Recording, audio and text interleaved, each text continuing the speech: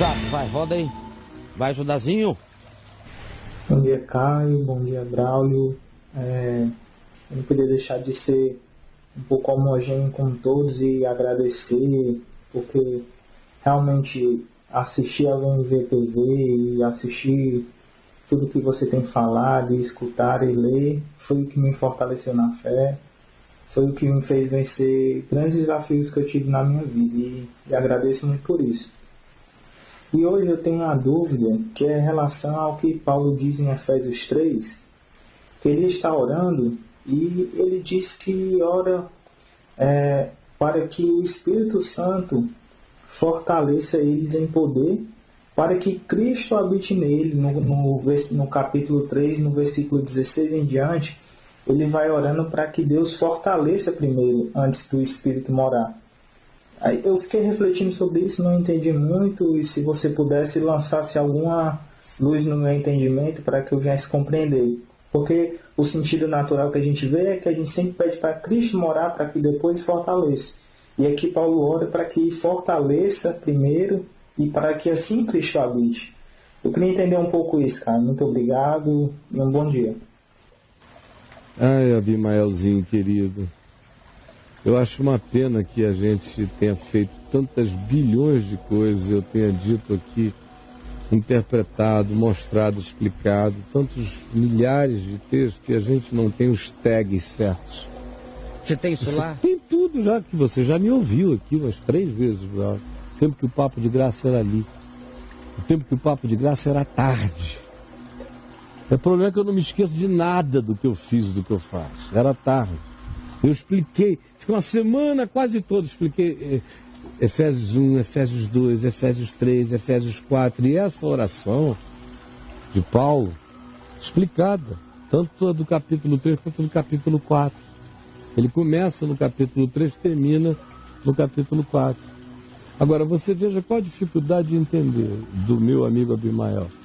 A teologia dispensacionalista, que ensinou para ele cronologia, Deus no Cronos. Cronos é o Deus de Deus, na cabeça desse pessoal. Deus age no Cronos. No Cronos. Deus tem que agir aqui dentro, no Cronos. Seguindo as sequências. Foi a mesma coisa da outra amiga lá.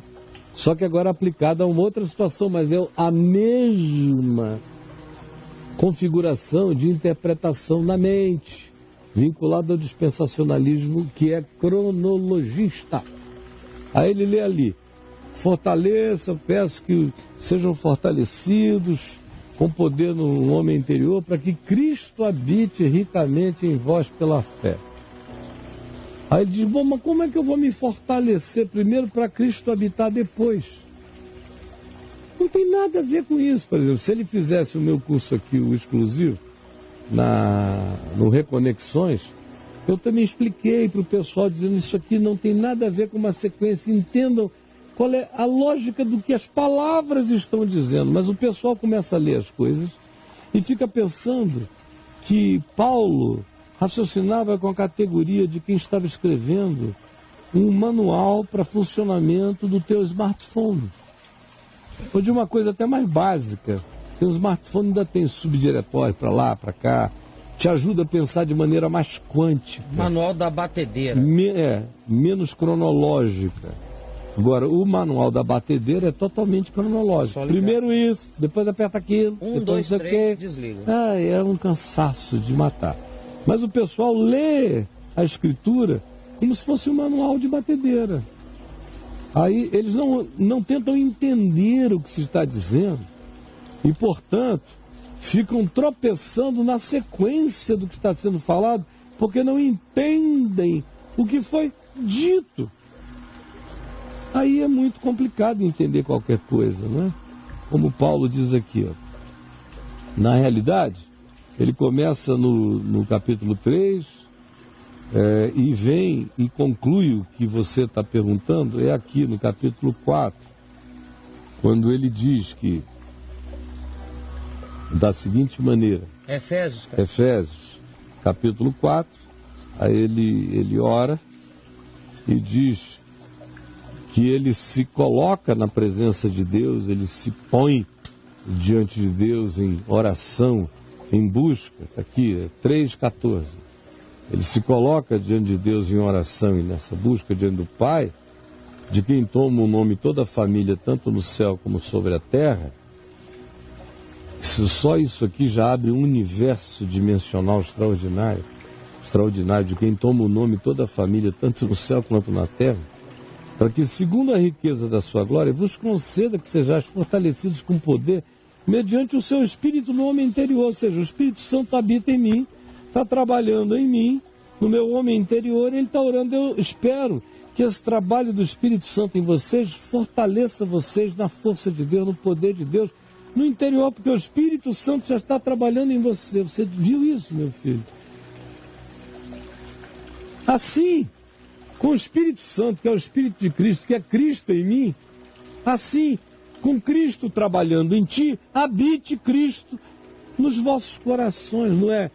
Veio pela primeira vez, habite no sentido de que a habitação cresce, a habitação se expande em mim, ele já está em mim. O Espírito de Cristo em mim é Cristo em mim. Parem com essa história de dividir a Trindade em 3 deusezinhos, só serve para atrapalhar vocês. Espírito Santo, Cristo, Pai, no fim, minha gente, na experiência da fé é uma coisa só. O resto é manual constantiniano, escrito com mente grega aristotélica aplicada a manuais de burrice contemporânea. Só isso. Espírito Santo está habitando no homem interior. Como é que alguém tem o Espírito habitando no homem interior e não tem Cristo habitando nele, meu filho? Agora, porque o Espírito habita em mim, é que Cristo cresce em mim pela fé. Se eu me mantiver arraigado na prática do amor, e assim eu vou crescer para compreender essa habitação de Cristo, essa expansão dele em mim, aumenta a compreensão. E eu passo a discernir larguras muito mais amplas, comprimentos que antes eu não discernia, profundidades e alturas que eu não alcançava, de sentido e interpretação da vida. É um convite para o cara deixar de ser ameba e conhecer o amor de Cristo, que está para além da teologia, da filosofia, do entendimento, para que sejais tomados de toda a plenitude de Deus.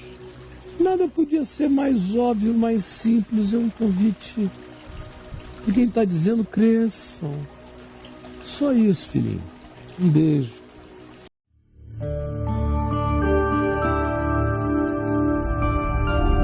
Vem IVTV, o canal é você.